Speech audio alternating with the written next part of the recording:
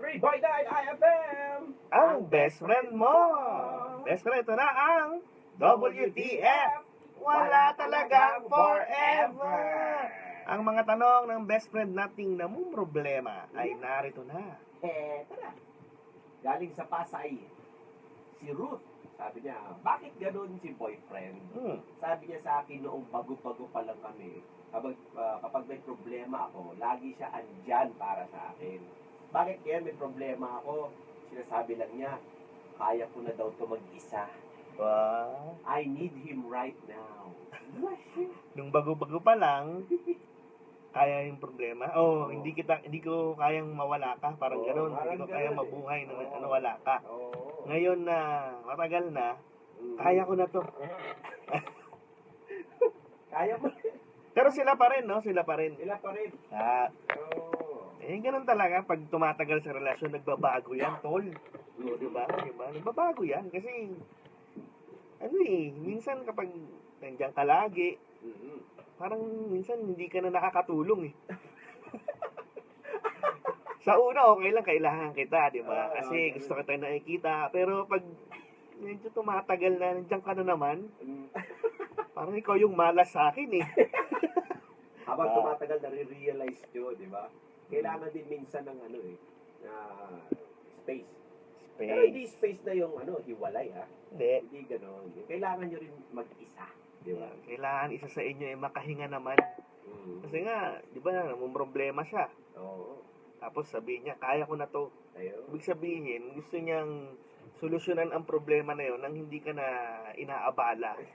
O hindi mo na kailangang isipin yun para sa kanya. Baka masyadong personal din ng problema na yun, kaya gano'n. Oo. Hindi kanya kailangan.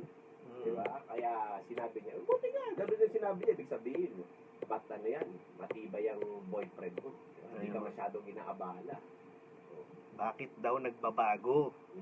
Ganun talaga, nagbabago. Oo, ganun talaga yun ate. Nakasawa din eh. Hindi talaga. Alam mo yung, di ba napapansin mo dati, kung lagi kayo magkasama, hindi kasi mahal namin isa't isa eh. Ganun. Diba reaction na iba? Naku! Magsasawa kayo niyan. Yan. Tama yun eh. Yun ang sabi ng matatanda. Naku! Mga matatandang katulad namin. Naku! Sasawa ka rin dyan. Yung mga labing-labing na yan, mga yakap-yakap ka na yan. Naku! Matitigil din yan. Pag pinoblema niya na ang pera, naku, yun. Wala nang yakap-yakapan niya. Ngayon, masarap pa yan eh. Yan. Kasi di pa kayo, tumatayo sa sarili yung paa. Pero, best friend, di ba? Mas maganda pa rin yung magkasama kayo sa lahat ng oras, di ba? Oo. Kaya nga, di ba, sabi nila, gusto kitang makasama hanggang tumanda ako. Yun! Yeah. Nasa kanta pa ka yan, di ba? Kasama kang tumanda. At maging ulyanin at magkalimutan na. Sana maaga na ako na ulyanin para maaga kitang makalimutan. Mga ganong eksena. Ano ka ba? Ay, hindi ganon. Hindi ganon. Eto. Yan.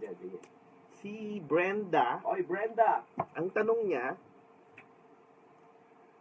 bumabalik po ba ang sikip?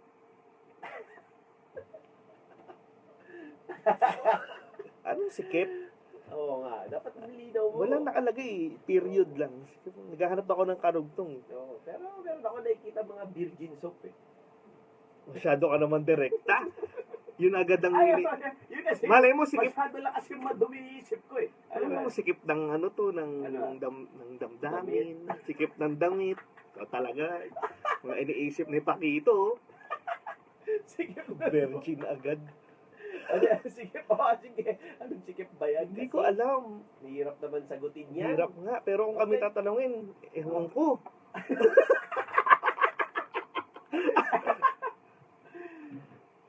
Kung palagi. Mga taon siguro. Taon na walang anuhan. Pwede. Walang galawan ng kasangkapan. Sikip talaga yan. Kasi...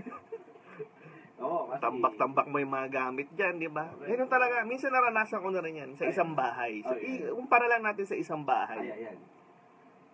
isang bahay na walang laman. Titira kayo bago, di ba? Oo. Kala mo, maliit eh.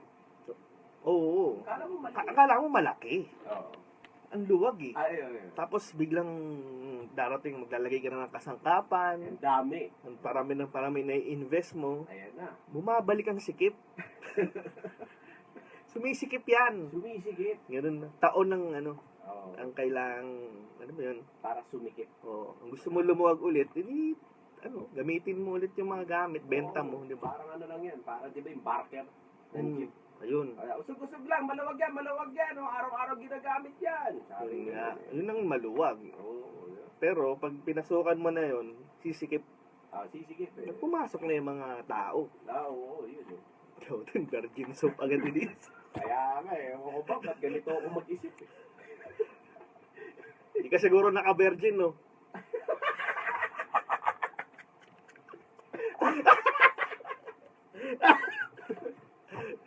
Huwag mo na sagutin. Next time, tanong eh. Si Josie. Hi best friend Pakito at Sir Rex, may problema po ako. Gusto ko makapag-boyfriend, kaya lang ayoko mag-asawa. Tapos ang natatapat sa akin, gusto ako maging asawa. Ayoko nga kasi nakakadala na. Anong gagawin ko best friend? Sana mapayuhan niyo ako at sana mabasa niyo ito. Si Josie. Josie, kapatid! Ay! Siguro ang nito ni Josie, ang ating best friend na ito ay may pagka-image na mother image. medyo sabi niya, nakakadala na eh. Oo. Kaya gusto niya ngayon, boyfriend lang. Mala-wife ang dating, no? Oo. Yun ang tingin agad. Ito yung tipong babaeng iyaharap ko sa dambana. Ayun, oo. No? Diba? Iyaharap ko sa, papakasalan ko to. Kaya, Ganun yung mga dating, Oo, datingan mo, te. kaya siguro yung mga nagiging boyfriend mo, talagang inaano ka kagad Oo. ng kasal. Kasal. Diba? Ganyan. Kaso ayaw niya.